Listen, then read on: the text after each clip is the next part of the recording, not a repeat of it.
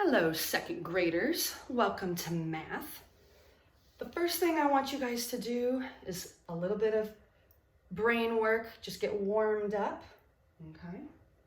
I want you to think about the number 30. What is 10 more than 30? Just think about it in your brain. You know this. 40, okay? Just going 10 more, we're counting by tens. What is 20 more? So now we're gonna do two tens more than 40. Well, what's 2 more than 4? 5, 6, right? 60, okay.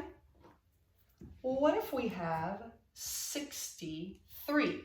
So we have 6 tens and 3 ones. What's 20 more than that? Well, again, if I say 20, 10, 20, we're just going up 2 tens. So ignore the ones, that's gonna stay the same. We'll still have 3 ones. Whoops, I lost my cap. But now we need 2 more tens, 83.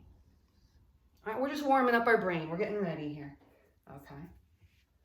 What if I have the number 76? What is 30 less than this? So now we've got 30, so how many tens is that? 10, 20, 3 tens, so we're looking at the tens. Don't even worry about the 6, it's gonna stay the same. Take away 3 tens, well, what's 7 minus 3? You guys know this, what is 7 minus 3? 46, okay? I want you guys to get used to doing the mental math, adding and subtracting in your head. Great job. You can have family members ask you questions like this all the time. What's 20 more than 45? 65, okay? So practice going up and down by tens, then do it by ones, do it by hundreds. Just keep that in your head, okay?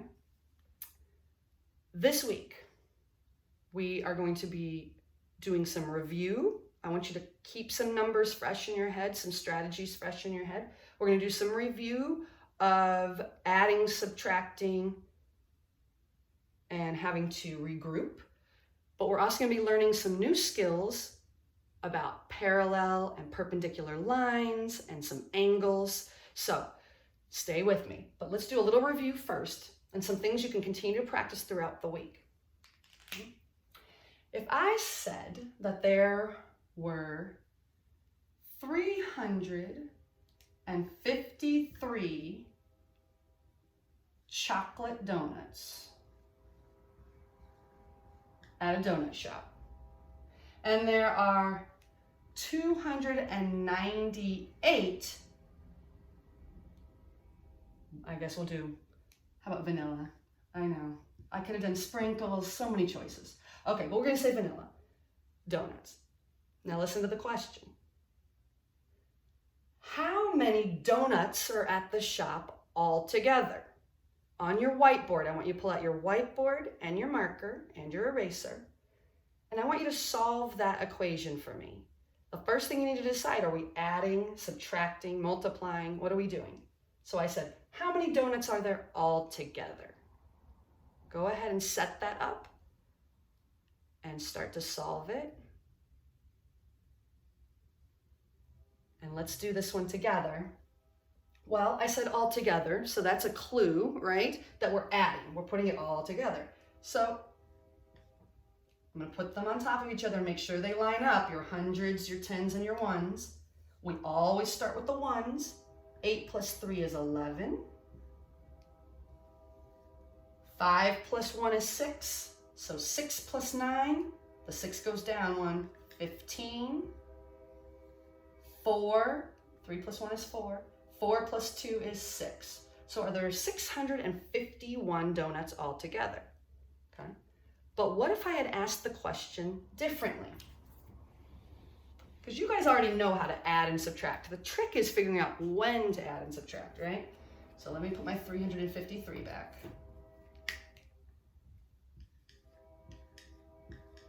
What if I asked this question? How many more chocolate donuts are there than vanilla donuts? How many more? We're comparing them. So before, when we were putting them together, we had two parts. We had the 353 chocolate, and so we added on a part, the 298 vanilla. And we were trying to figure out the whole thing together. When you have the two parts, you're adding, right? But that's not what I asked you this time. This time I said, you're comparing them right next to each other. Almost like which one is longer? Well, we know that 353 is more. So that's more. But the question is, they both have 298, which probably goes up to about here. They both have 298, but then this one has more. How much more? Okay. Whenever you're comparing, if you only have one of the parts, to figure out this other part, you have to take that part away. So now we're subtracting. We're going to take away the vanilla donuts to see how many are left, to see how many more chocolate donuts we have. Okay, well, this is what I see. So this is subtraction. I see 3 minus 8. Can we do that? No, that doesn't make sense. So we're going to have to come over here. We're going to have to regroup, take one of our 10s away, and stick it over here, make it 13. 13 minus 8 is 5. Now we have 4 minus 9. Is that 5? We can't take it away from 4, right? Got to do the same thing. We got to come over here. Now we only have 2 hundreds. We're going to break one of those hundreds into 10 tens. So now we have 14. 14 minus 9 is 5. But now we only have 2 hundreds minus 2 hundreds, no hundreds. So there are 55 more chocolate donuts than vanilla. All right, so there's again a little warm up. Practice those this week. Give yourself different scenarios, okay? Where you're adding, subtracting. Go on to Khan, okay? Go on to Khan and go to word problems for adding and subtracting and see if you can figure out when you're adding and not subtracting, or when you're adding and when you're subtracting, okay? Just keep that fresh, because I know you know how to add and subtract and regroup, but we got to figure out when, how to apply it, right? Okay, so now, this week, we're going to be talking about some different kinds of lines. So first of all, if you take your ruler, take it out. Let's go to the inches side. Okay. I'm going to take my marker, and I'm going to draw a line, and I want you to do this on your whiteboard. Draw a line that's vertical, that is 5 inches long. So remember, you have to start all the way at the edge, by the 1, go up to the 5 inches long. Great job. Now that's actually, we call it a line, I'm calling it a line, but actually a line, if I put little arrows here, keep going forever and ever and ever. This is actually a line segment, a piece of a line, okay? And our line segment is 5 inches. Okay. Now, I want to draw a line, and if you become an architect, okay, an engineer, you're designing things, a lot of times you might have to design something where it has straight lines, like if you're doing walls to a house, okay? Well, this wall, we're gonna make it parallel, a parallel wall on this side, okay? So that means that it can't be wonky. It can't go from side to side. So I'm gonna do it straight up and down, vertical again, 5 inches. Okay?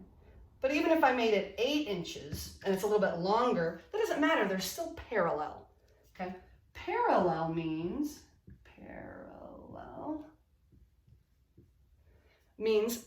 that the lines, even if they kept going, if you kept drawing this line and making it longer and longer and longer and longer, it would never ever touch this line. They would never cross. They're parallel, they keep going, okay? If they cross, or they could cross, so for instance, if I drew my line like this, even if I only drew a line segment that's 5 inches long, these lines are not parallel. They're not touching yet. But if you kept going with this line, oops, now it really got wonky. Keep it going. And you kept this line going, they would eventually touch. they're getting closer and closer. They're going to touch or cross. Those lines are not parallel, okay? They're going to intersect. If two lines cross, that's an intersection. You might hear your family is driving the car and they come to an intersection. An intersection is where two roads are crossing. So these, if they were roads, would not be parallel, okay? But if this is Abercorn Street, where the JEA is, and over here is Habersham Street, and they never ever cross, those streets would be called parallel. They're parallel. And they don't have to be going vertically, okay? I could go like this and put a line over here. As long as those lines are never ever going to cross, even if they kept going, they're never going to intersect. Those are parallel lines. Okay.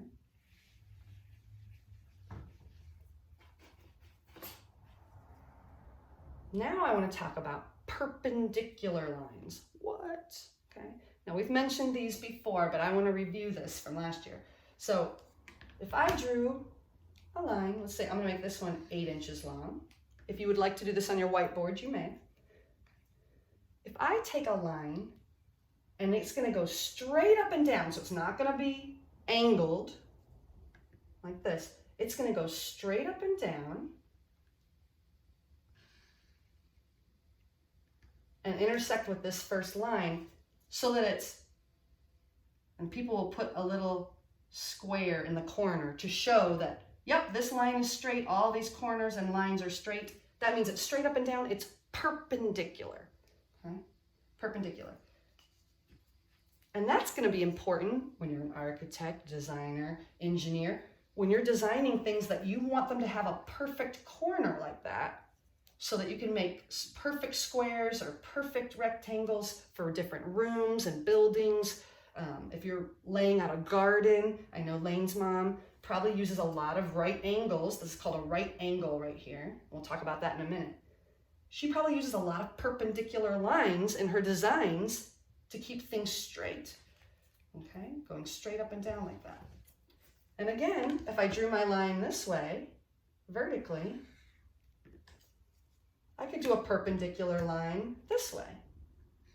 So these lines are not parallel, and they're crossing to make a perfect little square in the corner. That's perpendicular. Okay. Now, let's say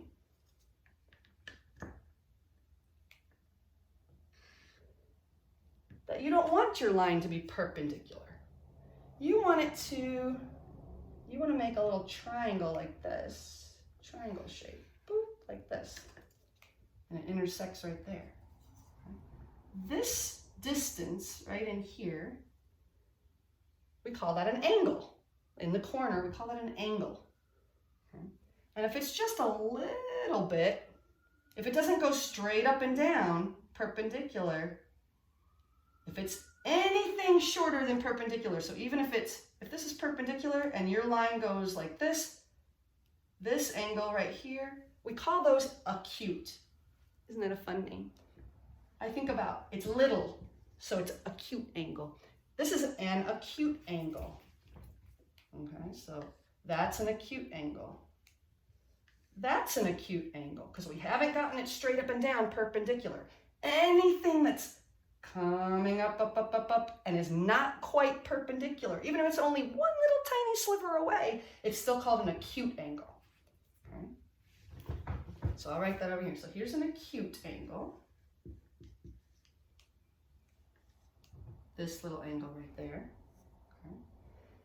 If it gets to be straight up and down, where we can make our little box in the corner, we call that a right angle.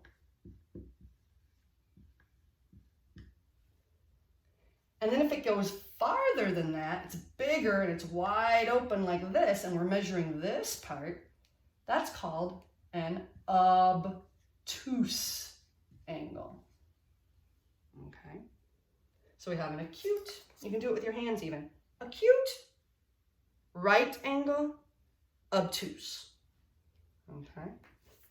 Now, the way that these are measured Like when we're measuring our lines, how long they are, we use inches or centimeters, something like that.